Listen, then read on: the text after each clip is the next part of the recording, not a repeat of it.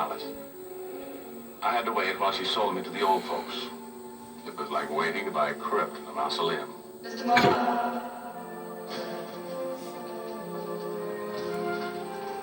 And the other thing about Private Eye is that he usually never got hurt.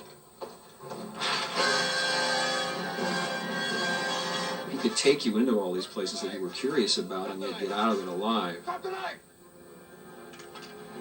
Well, you have two groups, and then they begin to cross back and forth. You have Hammett and Chandler, who were the most successful ones who came out of the pulps. And then you have writers like James Cain, who dealt with similar material, but who never really lowered themselves to writing for the pulps. I think Cain probably thought he was a bit above that kind of writing.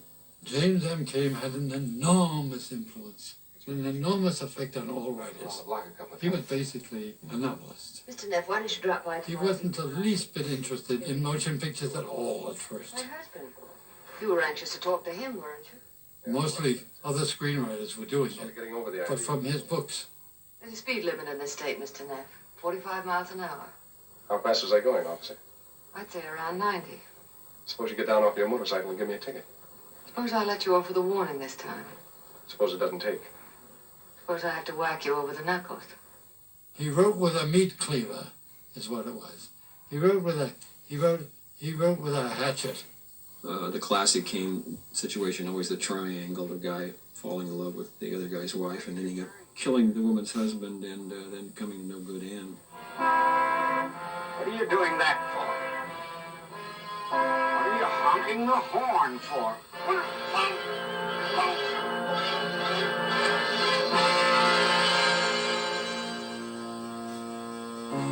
Life's a dangerous game, especially with a new breed of woman who's working all the angles, making her own rules.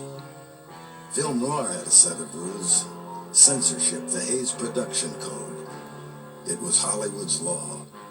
Moral guidelines and ethical standards from a church social.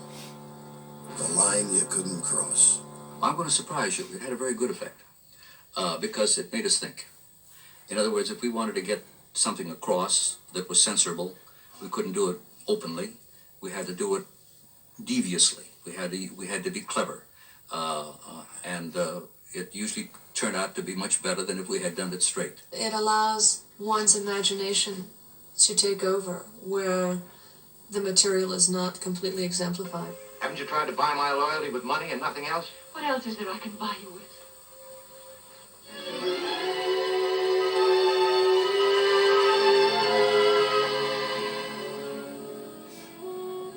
You look for oil sometimes, you hit a gusher. Susan, tell me, come on. What's bothering you? The scene in the film Big Combo with Nick Conte kissing her on the eyebrow and then on the cheek and then on the chin and then on the neck, and all the time the camera's moving in on her close-up, and of course by moving in you eliminate Nick Conte. The rest is up to the audience. Let them supply the emotion. Let them tell me where he went. Let them tell me what he's doing.